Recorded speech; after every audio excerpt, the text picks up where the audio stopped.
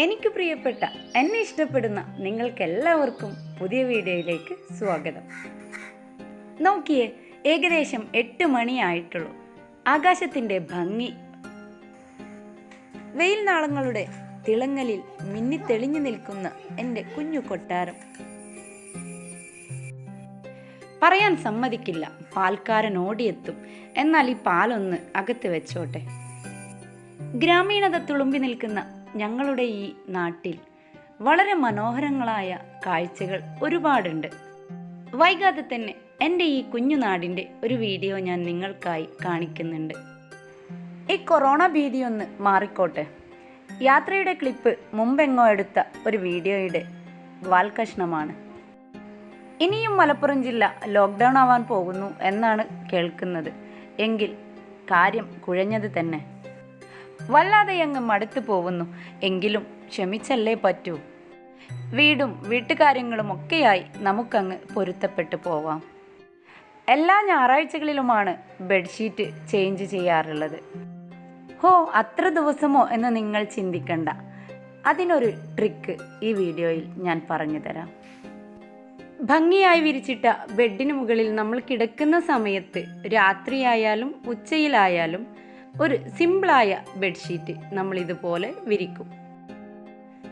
ഇതുപോലെ നമ്മൾ വിരിച്ച് രാത്രിയും ഉച്ചക്കും ഇങ്ങനെയാണ് ഉറങ്ങാറുള്ളത്. ആ ഒരു ബെഡ്ഷീറ്റ് നമ്മൾ 2 ഡേയ്സ് കഴിയുമ്പോൾ അലക്കി വൃത്തിയാക്കാം. ഉറക്കം കഴിഞ്ഞാൽ നമുക്കിതുപോലെ എടുത്ത് മടക്കി വെക്കാം. പില്ലോസ് മാത്രമാണ് പിന്നെ നമുക്ക് വെച്ച് കൊടുക്കേണ്ടി വരിക. ഇങ്ങനെയാവുമ്പോൾ താഴെയുള്ള ബെഡിലേക്ക് വൃത്തികേടുകളൊന്നും ആകാതെ നമുക്ക് ഒരാഴ്ചയോളം ബെഡ് സൂക്ഷിച്ച് ഇതുപോലെ തന്നെ വിരിച്ചു കിടക്കാം. അതുമാത്രമല്ല, നമ്മുടെ ബെഡ് എപ്പോഴും ഫ്രഷും വൃത്തിയുമായി കിടക്കും. ഏത് കട്ടിയുള്ള ബെഡ്ഷീറ്റും നമുക്ക് യൂസ് ചെയ്യുകയും ചെയ്യാം. ഈ ഒരു ട്രിക്ക് നിങ്ങൾക്ക് ഇഷ്ടമായാൽ നിങ്ങൾ എന്നോട് പറയുക തന്നെ വേണം. ബെഡ് വിരിയൊക്കെ കഴിഞ്ഞ് കൈയൊക്കെ ഹാൻഡ് വാഷ് ഇട്ട് വൃത്തിയാക്കി ഇനി കിച്ചണിലേക്ക്. ഒന്നാം തരം ഒരു കോഫി കഴിച്ചതിന് ശേഷം വരാന്തയിലിരിക്കുന്ന പ്ലാന്റുകളൊക്കെ ഒന്ന് സന്ദർശിച്ചു. എല്ലാവരും സൂര്യപ്രകാശത്തിന്റെ തിളക്കത്തിലേക്ക് എത്തി നോക്കുന്നുണ്ട്. ഇനിയാണ് കിച്ചണിലെ ഒരല്പം തിരക്ക് പിടിച്ച ജോലി.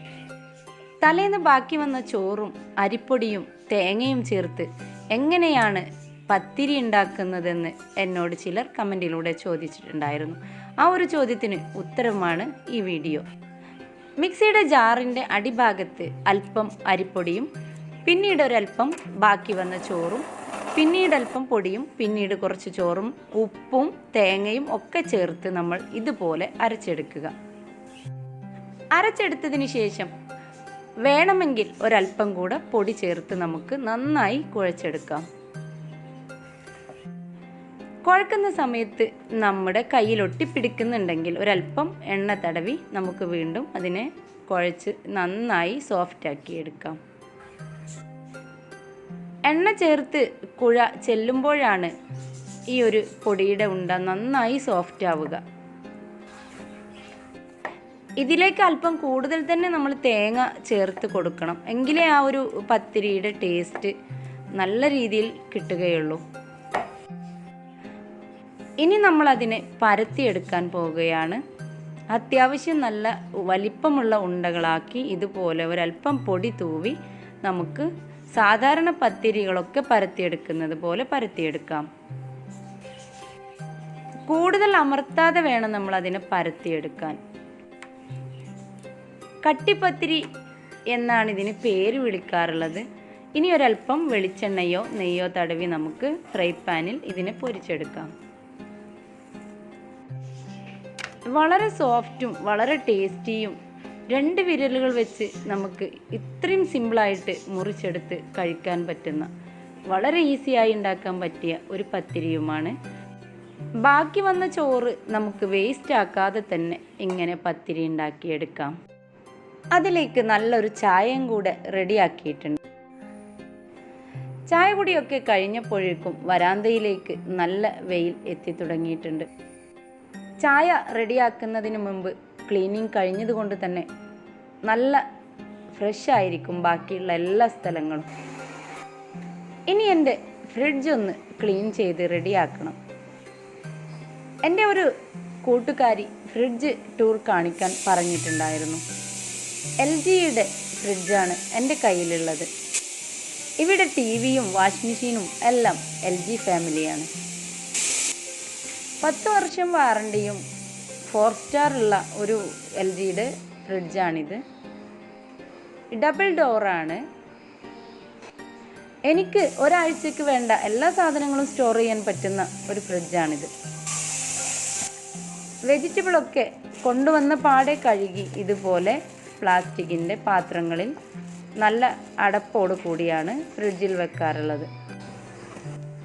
ഓരോ ഭാഗത്തേക്കും കറക്റ്റായ പാത്രങ്ങളാണ് ഞാൻ വാങ്ങിച്ചിട്ടുള്ളത്. ഒരാഴ്ചയിൽ സാധനങ്ങൾ വാങ്ങിക്കുന്ന സമയത്ത് എല്ലാ ബോട്ടിലുകളും എടുത്ത് കഴുകി വൃത്തിയാക്കി വീണ്ടും എല്ലാ സാധനങ്ങളും അതിൽ ക്ലീനാക്കി ഇതുപോലെ സൂക്ഷിക്കാറാണ് പതിവ്. വലുതും ചെറുതുമായ ബോട്ടിലുകളാണ് കയ്യിലുള്ളത്. ഇങ്ങനെ ബോട്ടിലുകളിലാക്കി വെക്കുന്നത് കൊണ്ട് തന്നെ ഫ്രിഡ്ജിൻ്റെ അകവശം കൂടുതൽ ചീത്തയാകാതെ നമുക്ക് കിട്ടും. അങ്ങനെ നമ്മുടെ ഫ്രിഡ്ജിൻ്റെ അടിഭാഗമൊക്കെ വൃത്തിയാക്കി കഴിഞ്ഞിട്ടുണ്ട്. മുകൾ ഭാഗത്ത് ഇറച്ചിയും അതുപോലെ തന്നെ പാല്, തൈര് ഇവയൊക്കെയാണ് സൂക്ഷിക്കാറുള്ളത്.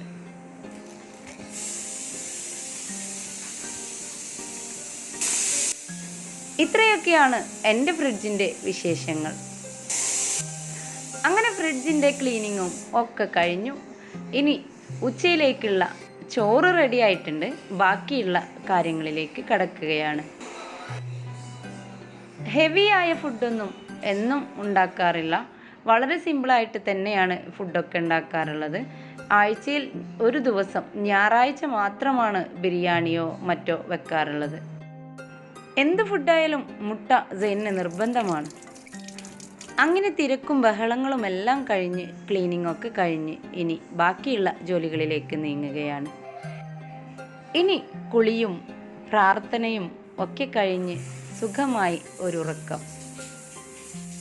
പാചകവും കുക്കിങ്ങും ക്ലീനിങ്ങും ഒക്കെയായുള്ള ഇന്നത്തെ വീഡിയോ നിങ്ങൾക്ക് ഇഷ്ടമായിട്ടുണ്ടാവുമെന്നാണ് എൻ്റെ വിശ്വാസം. ഇഷ്ടമായാൽ നിങ്ങൾ ലൈക്ക് ചെയ്യുക, കമൻറ്റ് ചെയ്യുക, ഷെയർ ചെയ്യുക. സബ്സ്ക്രൈബ് ചെയ്യാത്തവരുണ്ടെങ്കിൽ ഒന്ന് സബ്സ്ക്രൈബ് ചെയ്യുക. ഞാനിടുന്ന പുതിയ വീഡിയോസൊക്കെ നിങ്ങൾക്ക് നോട്ടിഫിക്കേഷനായി ലഭിക്കണം എന്നുണ്ടെങ്കിൽ സബ്സ്ക്രൈബ് ബട്ടൻ്റെ തൊട്ടടുത്തുള്ള ബെല്ലൈക്കണിൽ ഓൾ എന്ന ഓപ്ഷൻ ക്ലിക്ക് ചെയ്യുക. ഇനിയും ഒട്ടനവധി പുതിയ വിശേഷങ്ങളും കാഴ്ചകളും ഒക്കെയായി വരുന്നത് വരെ എൻ്റെ കൂടെ നിന്ന നിങ്ങൾക്കെല്ലാവർക്കും നന്ദി, നമസ്കാരം.